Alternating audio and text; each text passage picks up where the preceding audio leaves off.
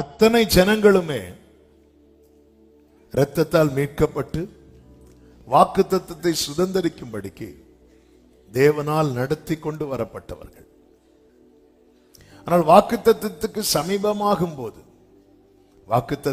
சமீபமாகும் போது என்று சொல்ல காரணம், இதுவரை காதினால் கேட்டிருந்தவைகள் இப்பொழுது வேவு பார்க்க மோசே ஒவ்வொரு கோத்திரத்திலிருந்து ஒவ்வொரு நபரை அனுப்பும்போது எல்லாரும் பார்த்துட்டு வந்து சொல்றாங்க, நம்ம கேட்டது சத்தியம், உண்மையில அப்படி ஒரு இடம் இருக்கிறது, அது நல்ல தேசம், அது பாலும் தேனும் ஓடுகிற தேசம். இப்போ சமீபமாய் நெருங்குகிறார்கள். இப்படி நெருங்கும் போது அங்கு உண்டான சூழ்நிலைகள் வேதத்தில் சொல்லப்பட்டிருக்கிறது.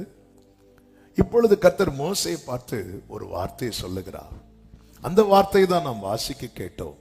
என் மகிமையையும் நான் எகிப்திலும் வனாந்திரத்திலும் செய்த என் அடையாளங்களையும் கண்டிருந்தோம். என் சத்தத்துக்கு செவி கொடாமல் இதனோட 10 முறை என்னை பரீட்சை பார்த்த மனிதரில் ஒருவரும் என்று கர்த்தர் சொல்லுகிறார், ஒருவரும் அந்த தேசத்தை காண மாட்டார்கள். 10 முறை என்னை பரீட்சை பார்த்த ஆண்டவர் எகிப்திலிருந்து இவர்களை அழைக்கும் போதே இந்த வார்த்தையை சொல்லி அழைக்கவில்லை. எல்லாருக்கும் பாலும் தேனும் ஓடுகிற தேசம்.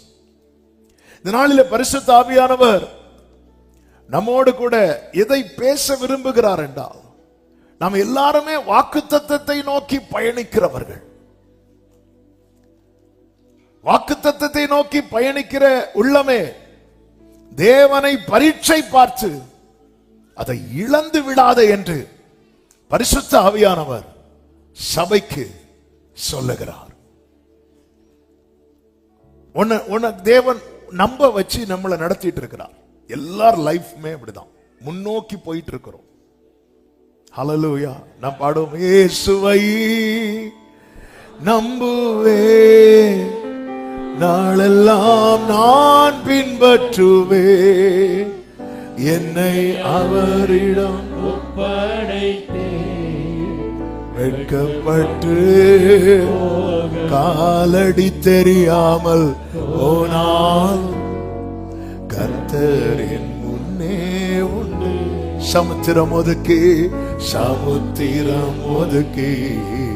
வழிகாட்டுவார். நம்பி நான் நம்பி போயிட்டே இருக்கிறோம். போயிட்டு இருக்கும் போது கர்த்தர் மோசையை கொண்டு பேசுகிறார். மோசையினிடத்திலே சொல்லுகிறார், இவர் 10 முறை என்ன பரீட்சை பார்த்தவங்க எல்லாம் நான் வச்சிருக்கிறேன், அவர்களில் ஒருவரும் அதை காணவே மாட்டார்கள் என்று சொல்லுகிறார்.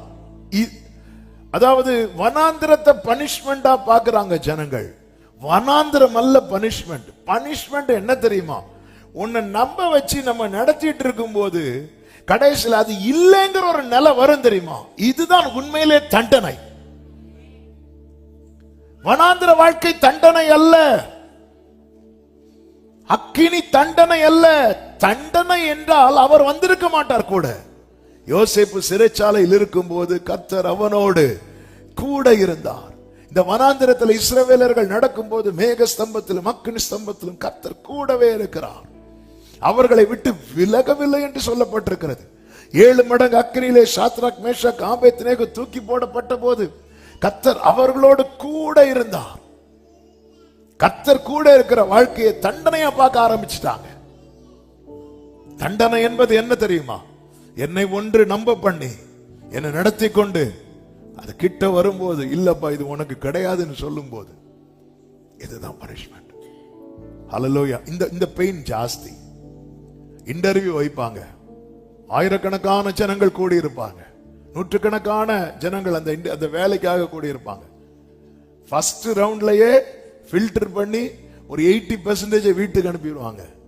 அந்த 80% கொஞ்சம் பேர் தான் ஃபீல் பண்ணி போவாங்க. ஆனா மீதி எல்லாம் ஜாலியா போயிடுவாங்க. அடுத்த இன்டர்வியூ பார்த்துடலாம்.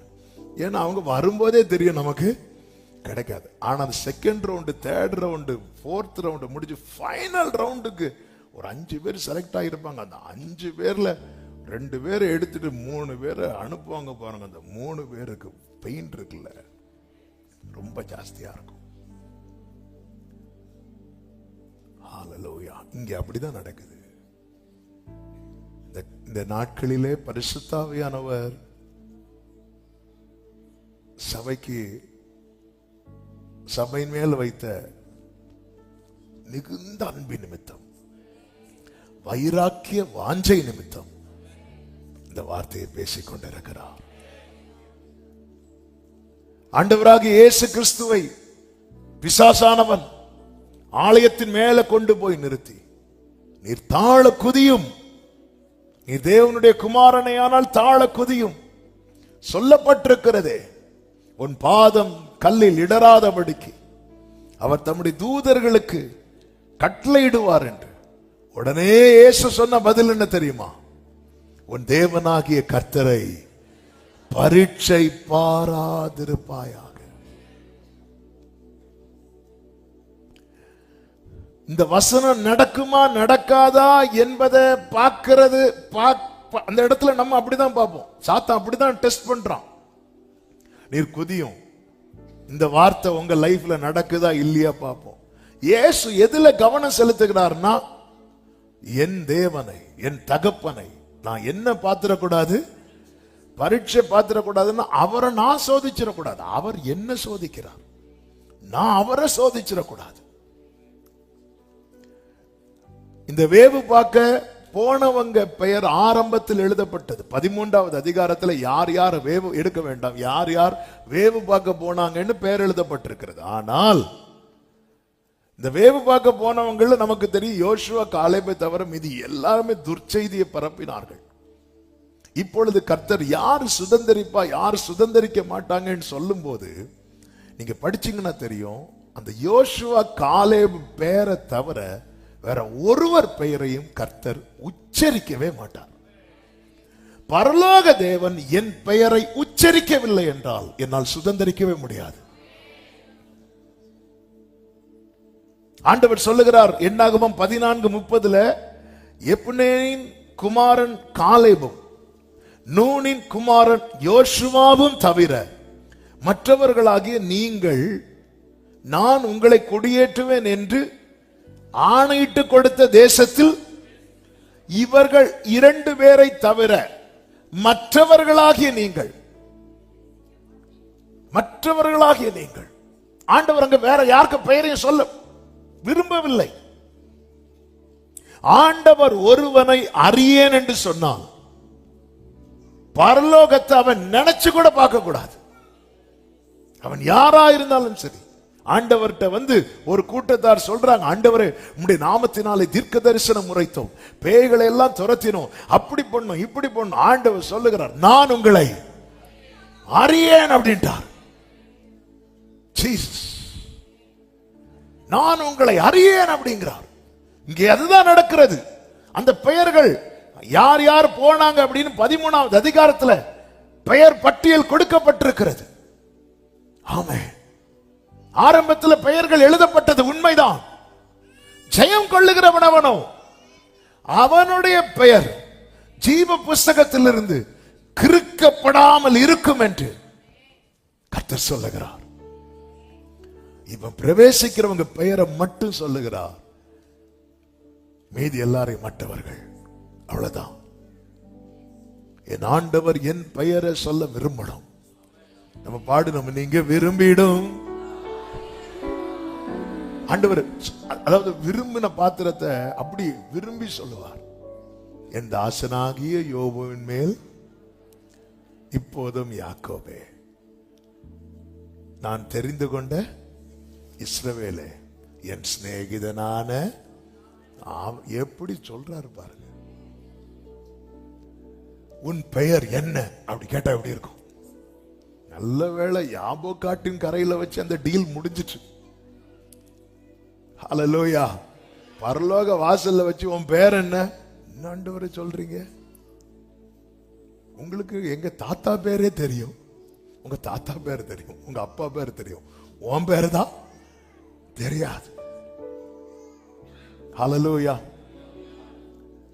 மலையாளத்தில் ஒரு பழைய பாட்டு, பேர் விழிக்கும் நேரம் காணும், பேர் விழிக்கும் நேரம் காணும், பேர் விழிக்கும் விழிக்கும் நேரம் காணும், பேர் விழிக்கும் நேரம் காணும் என் பேரும்.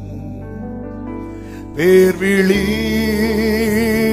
நேரம் காணும், பேர் விழிக்கும் நேரம் காணும், பேர் விழிக்கும் நேரம் காணும், பேர் விழிக்கும் நேரம் காணும் என் பேரும்.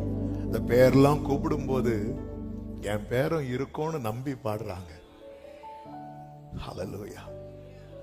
அதை யோசித்து இங்க பாருங்க, 13வது அதிகாரம் ஆரம்பத்தில் அவ்வளவு பேர் இருக்கு, 14வது அதிகாரத்தில் 2 பேர் தான் இருக்கிறது.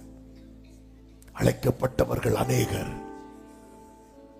தெரிந்து கொள்ளப்பட்டவர்களோ இந்த நம்பிக்கையில தான். அதனாலதான் தாவீது சொல்லுகிறார், ஜீவனுள்ள தேசத்தில் உம்முடைய நன்மையை காண்பேன் என்று நான் விசுவாசியாம இருந்திருந்தா கெட்டு போயிருப்பேன். பேர் விழிக்கும் நேரம் காணும், பேர் விழிக்கும் நேரம் காணும், பேர் விழிக்கும் நேரம் காணும், பேர் விழிக்கும் நேரம் காணும். அப்படி ஒவ்வொரு பேரா கூப்பிடும் போது நெஞ்சு பக்கு பக்கு பக்கு பக்குன்னு அடிக்கும். அப்படி நம்மளை பார்த்துட்டே வேற பேரை கூப்பிட்டா இன்னும் பக்கு பக்குன்னு அடிக்கும். ஆண்டவர் இருக்கா இல்லையா? ஹல்லேலூயா.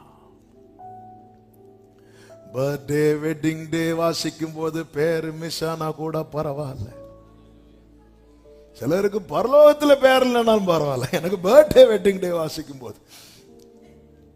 ஹல்லேலூயா. சர்ச் மெம்பர்ஷிப் லிஸ்ட்ல பேர் இல்லைனாலும் பரவாயில்ல, ரேஷன் கார்டுல பேர் இல்லைனாலும் பரவாயில்ல, ஆமா உங்க உறவுகள் நடுவில் உங்க பேர் அற்று போனாலும் பரவாயில்ல, ஆனால் அவர் பேரை சொல்லி அழைக்கும் போது ஹல்லேலூயா ஹல்லேலூயா ஹல்லேலூயா. பேர் விழிக்கும் நேரம், நம்பிக்கையோடு பாடுவோமா?